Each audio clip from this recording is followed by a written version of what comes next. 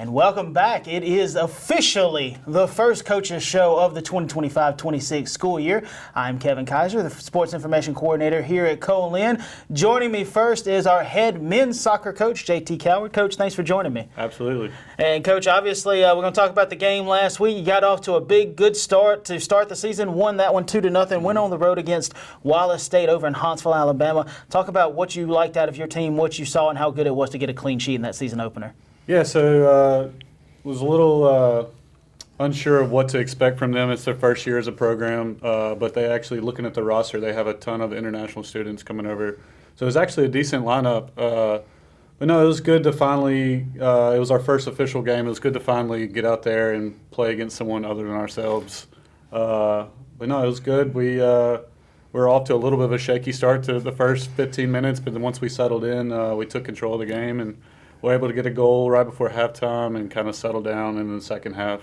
Got another early goal, so we're up 2-0, and then we're able to finish it out. Yeah. It kind of felt like in watching it that they did stream it. We called it a little bit late, but there was a lot of attack, counter-attack going back and forth, which you see a lot in soccer, but this one felt like it was very fast-paced. Fortunately, Jimmy in goal was up to all those demands, and you look at it, and that first goal, let's talk about that one. Aiden gets a big through ball to kind of get through everybody. I think if you go back and look at it, you go, I'm not sure how he got that over everybody, but you're glad you are. Found Hudson streaking out there, Hudson using that incredible speed, and then he's able to beat the goalie, gives you a 1-0 goal, 33rd minute right there, and really your defense played well and maintained that lead for you throughout the rest of the half. Yeah, it was good. We had just subbed Aiden on. He's been a pretty regular player for us, so it was good. He gave us a really good spark off the bench, and I believe the other team had a corner kick, and we were just able to immediately counterattack from it. Ball bounced out to Aiden, and he played a perfect threaded through ball right between two defenders, and of course, not many people can keep up with Hudson's pace once he gets in behind. So it was nice, and then just a calm, cool finish past the keeper to go up 1-0. Yeah, I like to tell people, Hudson, you look at him, and I think a lot of defenders think, oh, I'm going to be able to keep up with him easy, and then all of a sudden he flips that switch, and the defender's going, uh-oh, I'm in trouble, which was kind of the case in the second goal. You look at that one, he got an assist from Jeffrey Roth, and really kind of an easier finish, I think, the second goal, really just able to kind of kick it past the goalie, who I think maybe got off his line a little bit further out than what you would like to see a goalie get if you're that goalie's coach. But if you're the opposition, hey, the goalie's out, we're going to score right there. It makes it 2-0 in the 53rd minute, and from there on out, you really felt like maybe you could score more. You didn't. There were some reasons why, but how did you feel knowing that you still had about 37 minutes left to play, but you were up 2-0? Yeah, that second goal was huge for us shortly after we got out of halftime. Jimmy made a good save, sprinted to the top of the box, and saw we had a 2v2 up top, so he did an early punt. We were able to win the header, knock it down, and then just one pass later out to Hudson, he finished it past the keeper. It was a great finish. But yeah, I felt like at that point you could see the other team, they were starting to get down on each other, and I felt like we were about to really take the game over and put a couple more past. But obviously there's a couple events that happened shortly after that kind of had an effect on the outcome. And those couple of events, you had a couple of players get some red cards, really knocked you down to 9 men. It's hard to play when you're 11v10. It's very, very difficult when you're 11v9, and you basically you told me you pretty much dropped everybody back, played some super defense, those kind of things. Shout out to your defenders, especially your two sophomores who anchored that back line, Ethan Sharp, Lucas Giacomino. And then, of course, Jamie Duran continued to be excellent in the goal. Anytime you get a clean sheet, that's always a good thing. When you start the season with one, and Andy made 10 saves, I don't think you can talk enough about those three sophomores and how much they are nucleus for your team. Not only your team, but your defense as well, too. Yeah, those three have been huge for us. We had 3 preseason games, and this was our first official game, but all 4 of those games, we've yet to give up a goal. So those 3 have definitely been a huge factor in that. Jimmy made save after save after save after we went down to 9 men. And then, of course, multiple clearances by our big guys in the back. they were huge for us. I think I said Lucas Giacomino. I meant Giacomini. Yeah. Got my lips stuck there together a little bit. But again, those, Lucas being the captain, you can kind of see that he's made a big shift from freshman to sophomore. And, you and I have talked about it. And you think putting the C armband on has helped some of that. But, he has been, from what I have seen, he's been an excellent choice for captain for this group. Yeah, he's been a good leader on the field, off the field. He's everything that a coach would want in a leader. So he's been great this year so far. And now you turn your attention to another road match. That'll be something we talk about for a little while here. Several on the road before we come home for the home opener. But you turn your attention to Calhoun. Yep. You were supposed to play them on Tuesday. That's going to be on a Wednesday. That one's going to be kickoff at 6 over in Decatur. What do we know about the Warhawks? I think I looked at their schedule earlier. It looks like they have not played an official match yet, so this will be their first official match. But what do we know about that bunch going into that one on Wednesday? Yeah, they're much like Wallace State. They're a first-year program just getting started up out of Huntsville, Alabama. They I tried to look up some of their scores, and it's been all expedition games, so I don't really know a whole lot about them. Looking at their roster, they have a lot of local talent coming out of the Huntsville area. So, I mean, usually that area is pretty good. So, I don't know exactly what to expect, but I imagine they're going to be about the same level as Wallace State. They're JUCO D1, so they can bring in as many international students as they want. So, I think it'll be another good test for us. The good news is, like you just said, very similar to what you faced in Wallace State. Mm-hmm. They're also a D1, can have a lot of internationals. So I think it's a good thing knowing, hey, your bunch is up to the task when it comes to maybe they've got more internationals than we do, but, hey, they may still not be the better team than us. So that's always a good feeling as a coach. So lots of good things happening for Wolves soccer. The early returns really good for Coach Coward in the first game, 2-0 win in the season opener over at Huntsville against Wallace State. They'll go on the road to Calhoun, play them on Wednesday at 6 p.m. Stick with us through the break. We're going to talk about women's soccer, and we've got football on the horizon as well, too, after this.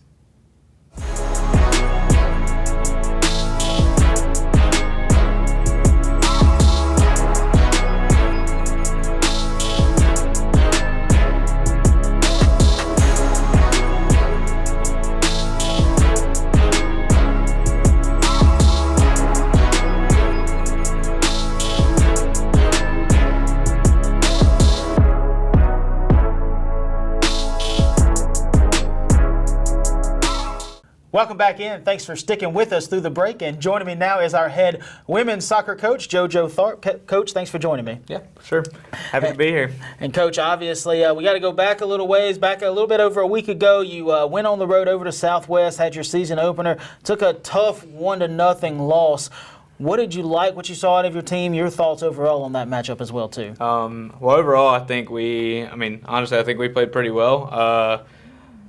We just got unlucky. I mean, ultimately, we did the hardest part, which is creating chances. We just couldn't put the ball in the back of the net. And so over the past week, that's really what we've been working on, is just building confidence up. I think once we get the first goal in the season, I think it'll just start flying. Our confidence will come back up. Yeah. So. You look at the box score, you had 14 shots on goal. Majority of those, at least half of those, came from Ella Bale. She had several 1v1s, just couldn't find the back of the net. Her and Jessa Brontes both, Jess had about 5 shots on goal. Both of them had several chances. You just couldn't find the back of the net. I believe Frankie Lockley as well, too. She had a free header, basically. Had she been about a step over, I think that was in the net easily. I told her that, too. I said, if you'd have been just a little bit over, I said, no one had you. It was a perfect shot. Unfortunately, it was just a little too far right of the goal. You look at it, and it's just those little things, those little things that you feel like if you clean those up, this team has a chance to be very dangerous. Yeah, 100%. And that's what I was saying. It goes back. I think the hardest part in a game of soccer is to create the chances because you have to break down the team to get to that point. And I think we did that very well, but we just didn't capitalize when we had the chances. I mean, the 14 chances that we had, we didn't capitalize. But hopefully this upcoming game will change that. And so, and back to Frankie, what you just said, she actually came to me and said, she was like, I thought I was in the middle, like in the right spot. She was like, but then when I headed the ball, I didn't realize it. She's like, that's the only reason I headed it straight, just because I thought, she was like, I was a step too far back. And she was like, and I didn't realize where I was. And I was like, it happens. So, but hopefully it won't happen again. Hopefully we'll knock that one in. And, thoughts on the way that Olivia Conway played as well, too, playing in goal. I know she got a little bit banged up during preseason camp. She's playing through it. Felt like she played really well. You look at the goal that she gave up, a shot that I think anybody at any level probably would give up, one that the girl just kind of banged in. They went to the top, and it was off of a rebound that she'd saved the shot before that. You just couldn't get it cleared out, unfortunately. Just a tough goal to have to give up right there in that situation. Yeah, for sure. There's some little things that kind of happened that led up to that situation that we could have prevented, and all the girls are aware of that now, of what we should have done differently in that situation.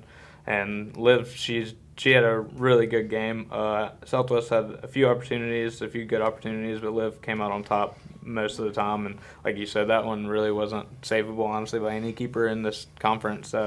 But it was just the lead up that caused the shot is what we needed to fix. Yeah, so. I think if you're a hockey fan, that one would be considered a one-timer kind of thing. So, girl had the opportunity, she ripped it, and she made the most of it. But now you flushed that one. You've kind of already flushed it. The bad news is you've kind of had to sit with that one for a while now. You haven't played since Sunday. Your next match is this upcoming Friday on the road over at East Central. You're going to go play a coach that a lot of Wolves soccer fans are very familiar with Coach Patrick Ross over there. Every time he comes over, I'm always excited to see Pat. I hate that it's in an East Central outfit, but I'm always happy to see Pat and those kind of things. It'll be good to see him going on the road on Friday. What do we know about that bunch? What are you excited about that matchup upcoming? I'm excited about it. I think they have a similar playing style to Southwest. They play the same formation from what I understand. And Pat's a great coach. He's actually one of my good friends too. Played with me in college. He was my left back and I was the right back when I was up there. But he has a pretty strong team up there. I think they just recently played Pearl River, and I think Pearl River came out on top on that one. And so hopefully we can do the same. I think the girls are ready. They're ready to get their get is what they call it. So they're ready to get back and get their confidence up after this game. So a little bit of difficulty for the Lady Wolves out of the gates. Lose the opening match 1-0 to Southwest, but get an opportunity, as Coach said, to get their get back, to bounce back, and on the road against East Central this upcoming Friday. That game is set for a 7 p.m. kickoff over in Decatur. So we'll give you all the information as we have it available to us. Of course, we'll give you all the streaming and those kind of things, and let you know about anything else, or any changes that might be coming with the Lady Wolves. So stick with us after the break. Coach Micah Davis will join us for the first time all season, and we'll talk about the Wolves' opening win against Coahoma after this. When you give to the Co-Lin Foundation, your support directly benefits Co-Lin students, faculty, and staff. Whether it's by providing scholarships for students, professional development opportunities for faculty and staff, or technology and campus upgrades, we need your support. Giving to Co-Lin offers the best value for your money as a donor. With low administrative spending and overhead, we can use your donations in tangible ways that benefit students right now. Join us as we back the pack by giving today. Welcome back in. Thanks for sticking with us through the break and joining us for our final segment of this week's Coaches Show. As promised, it's Coach Micah Davis, the head football coach for the Wolves. Coach, thanks for joining me. Yeah, thank you. And Coach, obviously a big win for your first career win as a head coach, first win of the season in the season opener, 42-3 over the Tigers of Coahoma as they came down to Weston. Your thoughts overall on the game first? I thought we did really well, really all aspects of the game. Offensively, we, our third downs, we converted a bunch of them, got to stay on the field a good bit. We had 3 guys catch passing touchdowns. We had, I think, 2 or 3 guys with rushing touchdowns. So overall, offensively, I thought we played really well. Defensively, same thing. Only allowed them 3 points, and that was late in the game.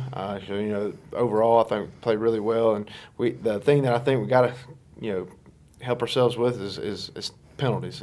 Not as many penalties. We had 2 of them that were touchdowns that were called back. So, hopefully, this week we've learned from that mistake, and we'll be a lot better. Yeah. One name we won't get to talk very much about, unfortunately, is Jamar J. Bell. He had 2 touchdowns called back, one on a punt return, one on a big reception. A reception that, unfortunately, if we could show it, everybody would be like, how did he caught it? How did he catch it? It's a great catch, and unfortunately it didn't count. And even Jalen Petway had a rushing touchdown that was called back on a penalty as well, too. You went on to score on that drive. We're going to talk a little bit more about that in a second, but look down, and we always talk about the impact players and the impact plays. You had 32 first downs. You mentioned it, 69% on third downs, 487 yards, pretty balanced on those. 283 in the air, 204 through the ground. I don't think it can be stated enough. Impact players. I think both your quarterbacks really stood out. Jalen Petway was 13 of 19 for 198, 2 touchdowns. Again, one that was called back on the ground. Eli Vineyard was 8 of 8 for 85 yards and a touchdown. Eli also had 3 carries for 8 yards and a touchdown. Jalen only 2 carries, finished with -2 yards because of a sack and those kind of things, and a rush where he was hit at the line of scrimmage.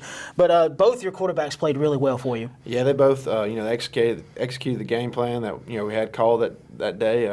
Obviously Eli, a lot of his passes there came at the end with just quick routes, but they were 10 to 12 yards a pop, and but both of them played really well. I'm excited for us. So, looking forward to this week, see what they can do. And you featured a running back room. I don't know that it'll always go 4 deep, but all 4 guys looked really good. Desmond Ray was kind of the star there. He led all skill guys. He had 16 touches. 13 of those came on the ground for 68 yards, 2 touchdowns, had 3 receptions for 25 yards, 93 all-purpose yards. Jaquan Bentley, I thought, looked really well. Ran the ball really good, 6 carries for 60 yards. I believe had that fumble going into the end zone. So that took another touchdown off the board. Martavius Boswell, 7 rushes, 36 yards. He hit a move on one guy. I was up in the press box, and I think like everybody else, I was going, whoo, that was a really good move. And then Kendarius Porter, I know he kind of got the mop-up time, but he ran the ball really strong for you as well, too. Again, don't think you'll see us go 4 deep every time. I'd love for us to go 4 deep every time. I think you would, too. But I think all 4 of them really ran the ball well. Yeah, they all do a good job. Dez is a third-year guy, so, he understands what we're doing offensively. So I'm excited about him. He's kind of the workhorse back there. But Jaquan Bentley does a good job. Martavius Boswell, he's got electric speed, and Ken is he's a newcomer. He's still learning as he goes, and he's electric when the ball in his hand. And so I'm excited about all 4 of those guys. They all have a chance to help us out in some way. And then you look at the receiving core. I don't think it could be stated enough. You had 10 guys who had receptions. That's how deep this receiving core is. And it was led by Matt Mayfield, 6 receptions, 75 yards, 1 TD for the Mississippi State signee. Jordan Richardson was right behind him with a pair of receptions for 37 yards and a touchdown. Karan Williams also had 2 for 29 and a touchdown. Those were your 3 guys who hauled in touchdowns. But Boswell also had a reception. Des Ray, we mentioned, had 3. Cannon Cato had a reception. Jabraxton Boone had 2. Trevor Fortenberry had 1, Jamar J. Bell had 1, Darnell O'Quinn with 2. Anytime when you look at that and you go, we got 10 guys who had receptions and all of them made big plays. Cannon Cato probably had one of the biggest plays, and if you see that catch, you go, how did he catch that ball? We had several of those, but your thoughts on how well the receivers played? Yeah, they all played really well. We were excited about this group. All last year, they're all freshmen, still learning. And they come into this week, and Coach Thompson does a really good job with them. I think every one of them caught a pass, but maybe one receiver, and so they all did good jobs. The play by Cato was we're trying to get them draw offsides, and they actually didn't call the penalty, and we snapped it, and luckily it was a ball where no one else could catch it other than him. So it was a really good adjustment by him. But all those guys made big plays. And so this season I think is a big season for all of them. And I think they'll all have a chance to get recruited. Yeah, had a couple of hiccups in the kicking game. Missed a couple of PATs to Ty Jones, but he was still 4 of 6. Looked really good in the kickoff game. He was getting it within the 5-yard line just about every time. One question mark I think you've still got, which is probably a great question mark to have, is what is the punting game going to look like for the Wolves? Because you didn't punt it at all during this one. That might be the first time I think I've seen that in 5 years. Kickoff returns, you had Jamar J. Bell and Cannon Cato who looked really well. Punt returns, we talked about Jamar J. He had that one long one that was called back. Your defense did what you always expected to do and only gave up 3 points. That was a late field goal that was allowed to happen because you were called offsides after you blocked the initial one. But I thought the defense looked good. You look at it and you go, the top 3 guys only had 4 tackles each. But, I don't think that's an indication that that's necessarily a bad thing. That was Lonnie Smith, Josiah Vaughn, Nehemiah McLeod. Vaughn and McLeod, 2 new guys. Lonnie, a returner, but he also had half a sack. He picked off a ball that was huge. It really stopped some momentum. Up and down, that defense just played great. Yeah, the number of tackles, I think it goes to them. I think they only played maybe 45 snaps the other night. So we got to rotate a lot of guys in, get everybody playing time to kind of, get that under their belt. Lonnie's a workhorse for us, as leader on that defense, as well as some other guys. But he did a really good job. He's got really good hands. He was tight end in high school, so we knew he could catch. So he had an opportunity to make a play, and he did. But all those guys made a lot of good plays. I'm excited about seeing what they can do this week, and as the season continues. Lonnie Smith looking to fill in the shoes of Champ, who has gone on to play at State, doing great things over there. But now we'll talk about a little bit about the scoring plays in the game throughout. You look at it, when I was writing my recap, I kind of looked down and I realized, I said, there were 8 possessions in this game, and Co-Lin scored on 5 of the first 8, including 1 for Kahoma. And really, it was until our 5th possession of the game, which ended the half, that we didn't score. As a head coach, that's a great way to start one. You look at it, the very first drive, this was a 9-play, 69-yard drive. Jalen Petway found Karan Williams, maybe a little bit of a high pass, but Karan snagged it out of the air. Great catch. We'll be able to show it to you here in just a minute. But your thoughts on that drive and how good it was to be able to take the ball first, go down there, score, and get ahead? Well, it was really good. I mean, especially first drive of the season. We actually got behind the sticks twice. Had 2 offside penalties where they got them to jump and converted 2 third downs, and then the long pass by Jalen to Karan. It was a high ball, but you're hoping those receivers can make plays for you sometimes. Sometimes you're not going to be perfect as a quarterback, and that's what Karan did. So. And then you look at the next possession. You score on this one as well too. After you forced a punt, it was only a 7-play, 50-yard drive, but Jordan Richardson is able to cap off this one. This was the one where Jalen Petway ran it in from about 13 yards out. That was called back, and then he finds Jordan on this little. He hits him, and you're up 13-0 after this one. PAT was unsuccesscul. And then the next drive, you get all the way down there. Kahoma has a snap go over the punter's head out of the back of the end zone. You're up 15-0, and really at this point, you really feel like you're in the driver's seat. Yeah, I mean, going back to the drive where Jordan caught, I mean, I think we got down inside the 5, and 2 penalties marked us back about 20 yards, and I believe it was a 3rd down and 3rd and 24, and we got him jump off sides again, and we had rolled right and happened to make a catch over the defender over there, so he made it, really good contested catch. And then the snap over the head, so we got a lot of momentum going into that next drive. And then you score on the next drive as well, too. This one was one that was kind of short. I think this was a big return from Jamar J. Bell, set you up really well. Des Ray was able to power one in for his first touchdown of the day, 1-yard run. Kick is good. You're up 22-0 at this point. Then the next possession, you've got Eli Vineyard in at this point. You kind of swapped Vineyard and Petway out a little bit, but Vineyard was able to find Matt Mayfield on a little 4-yard pass. Another good PAT makes it 29-0, and really at this point it's all Wolves.